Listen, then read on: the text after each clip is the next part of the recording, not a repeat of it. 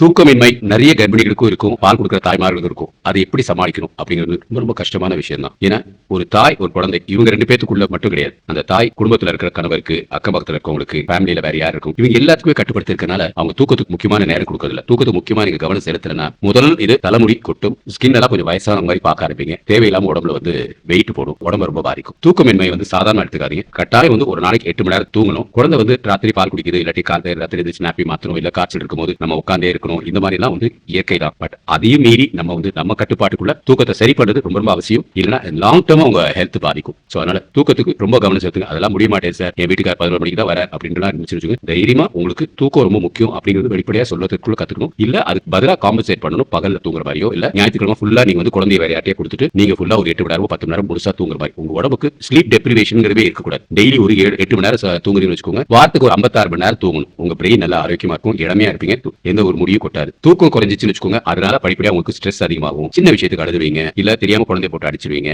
இல்ல வீட்டுக்காட்ட சண்டை போடுவீங்க. அந்த மாதிரி ஏதாவது பிரச்சனை இருக்கும். சோ தூக்கம் ரொம்ப கவனம். பர்டிகுலரா பால் கொடுக்குற நேரத்திலயும் சரி, கர்ப்பிணியா இருக்கும்போது சரி, தூக்கமின்மை எல்லா நோய்களுக்கும் அதுதான் ஆரம்பமா இருக்கும். சோ தூக்கம் ரொம்ப அவசியம். அதுல கவனம் செலுத்துங்க. அதுக்கு என்னென்ன ஸ்டெப்ஸ் எடுக்கணும்னு என்கிட்ட கேளுங்க. நான் முழு வீடியோ கூட உங்களுக்கு போட ரெடியா இருக்கேன்.